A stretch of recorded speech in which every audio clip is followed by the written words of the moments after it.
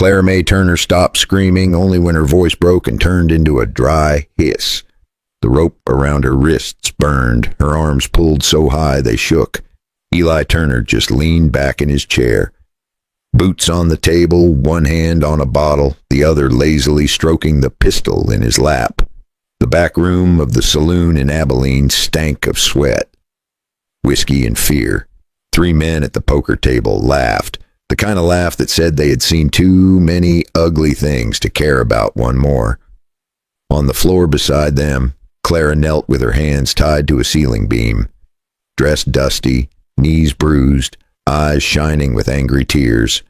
Eli took another drink. He called her his girl, but every word out of his mouth felt like a chain. He had lost everything that afternoon: cattle, saddle, rifle, even the old wagon. There had been a time when Eli worked honest cattle and came home sober, but that man was gone a long time ago. The only thing left to throw on the table was Clara. Have you ever seen a man fall this low for a handful of chips? He grabbed a handful of her hair and yanked her head back so the men could see her face. "She will do just fine for your friend in Topeka," he slurred. Clara bit her lip until she tasted blood, because if she cried, they would enjoy it. Outside, the summer sun was sinking over the Kansas prairie, turning the dust in the streets to gold. It was the summer of 1871, and Abilene still felt young and rough around the edges.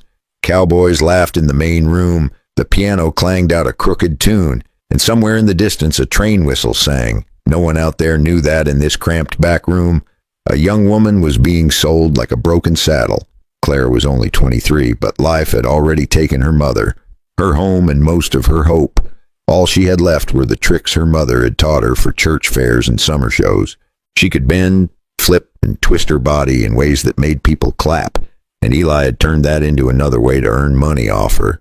Tonight he went further. He slammed his cards on the table and shouted that by sunrise Clara would belong to a stranger. One of the men asked how he planned to keep her from running. Eli smiled, a slow, mean smile, and said he knew a tree by the river that had never told a secret. Out on the prairie, an older rancher named Samuel Walker rode home to his wife. Thinking only about fences and tired cattle, he had no idea that before the next sunset he would find that same girl tied to a tree, begging him not to touch her, while the whole town whispered that he had lost his honor. If you saw that with your own eyes, would you believe the rancher was a savior or a sinner? Clara barely remembered how she ended up tied to that cottonwood tree by the Smoky Hill River. The rough bark scraped her back and her wrists burned from the ropes. Her arms were stretched high over her head until her shoulders felt like they might tear. Ropes at her ankles pulled her legs wide apart against the tree until every muscle in her hips ached. The evening sun threw long orange lines across the prairie, and for a moment she wondered if this was the last sunset she would ever see. Eli had dragged her out there himself. Her dress still covered her, but the way he tied her there made her feel more exposed than if she had nothing on at all.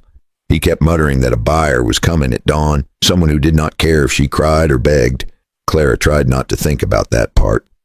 She tried to breathe slowly, but the ropes cut deeper each time she trembled.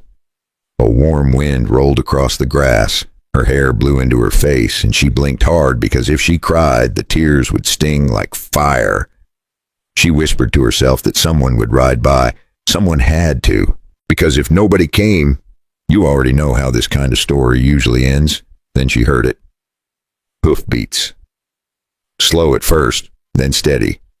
Almost calm, like the rider believed the world was still a decent place. Samuel Walker guided his horse along the riverbank, thinking only about a busted fence and a sick calf. He was tired, dusty, ready to go home to his wife and a warm meal. But when his horse stopped suddenly, he followed its gaze and saw a shape pressed against the tree. At first, he thought it was a scarecrow, then the shape moved. Sam slid out of the saddle and walked closer, his boots sinking into the soft dirt. The sight hit him so fast that he actually stepped back. A young woman was tied up in a way no human should ever be tied.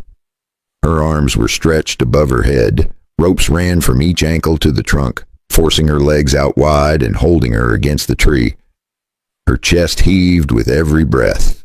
One wrong move and the next rider along would swear he was the monster, not the man trying to save her. Clara saw a shadow move toward her and she panicked. She squeezed her eyes shut and cried out, "Yeah, please don't do that." Her voice cracked like dry wood. Sam raised both hands to show he meant no harm. He took a step back instead of a step closer. "All right," he said quietly. "I will not touch you yet, but these ropes have to come off." He slipped off his coat and held it up like a curtain. "I am going to throw this over your shoulders first. You will be covered. Then I will cut the ropes. You will not have to look at me if you do not want to." Clara opened her eyes just enough to see the coat in his hands. She did not trust men, but she trusted the feel of cloth more than bare skin. She gave the smallest nod. Sam eased the coat around her, careful not to brush more than he had to. Only when she was wrapped up did he take out his knife. He cut the rope above her wrists first, then worked at the knots around her waist and ankles, talking the whole time so she would not jump at the sound of the blade. If he did nothing, this girl would not survive the night. And what Sam was about to do next would change both their lives forever. Sam did not waste a second. The moment Clara hit the ground, her legs buckled and he lunged forward to hold her steady. She grabbed his shirt like she was clinging to the edge of a cliff, her breath coming in short bursts. Her whole body shook, part from pain, part from fear, and part from the shock of being touched by someone who did not mean to harm her. Sam spoke in a calm voice. "It is all right. You are safe now. Just breathe for me." Clara tried, but every breath stung, so she closed her eyes and leaned into his chest for a moment. She did not know this man, but something in his voice felt solid, steady. It sounded like the low voice of a man who had calmed wild colts and drunk cowboys for a long time. Sam lifted her gently and set her on his horse. Clara could barely sit upright, so he walked beside the horse and kept a hand on her leg to keep her from falling. Every few steps she whispered that she was sorry, as if being hurt was somehow her fault. Sam shook his head each time. No girl should ever have to apologize for surviving. By the time they reached the Walker ranch house, the lamps inside were already glowing. Ruth Walker opened the door with a surprised look on her face, then a worried one. She did not know Clara, but the ropes around the girl's wrists told the whole story. Ruth led them inside and got towels and warm water, fussing in the firm but gentle way women of her age always did. Clara sat at the kitchen table, wrapped in a quilt, watching Ruth and Sam move around the room. For the first time in years, she felt something she had not felt in a long time. She felt safe, and that is usually the moment when trouble remembers where you live. But every time her eyes drifted toward the dark window, she remembered Eli. He was still out there, still angry, still coming. Sam noticed the way her hands trembled as she sipped water. He pulled up a chair and said quietly, "You are not alone here. Not tonight. Not ever again if I can help it."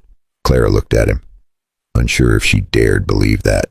But something deep inside her whispered that maybe, just maybe, this tired rancher was the first good man she'd met in her whole life. And just as she let that thought settle, a sharp sound echoed outside the house, a sound that told Sam and Clara that Eli Turner was not done yet. If you're still with me, take a sip of your tea and let me know what time it is where you're listening from. And if you enjoy stories like this one, feel free to subscribe for the next chapter. That sharp sound outside was not a coyote or a loose shutter. It was a fist on the front door, hard enough to rattle the plates in the cupboard. Sam was on his feet before the second knock landed. Years of ranch work had worn his body down, but some things never left a man. He still moved fast when trouble called his name.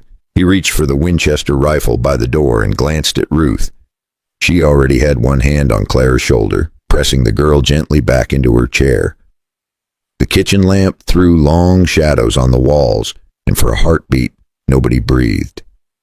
Then Eli's voice slid in through the cracks. "Sam Walker, I know you got my girl in there." His words were thick with whiskey and mean as a spooked bull. Clara went white. Her fingers dug into the quilt until her knuckles showed. Ruth felt that grip and something inside her shifted. She was a church woman, but she was also a woman, and she knew fear when she felt it in another hand. Sam stepped onto the porch and eased the door shut behind him. He did not point the rifle yet, but he held it like a man who knew how. Eli stood at the bottom of the steps, hat crooked, eyes wild. "You brought her here." Eli spat in the dirt. "You think you can just take what is mine?" Sam's voice stayed low.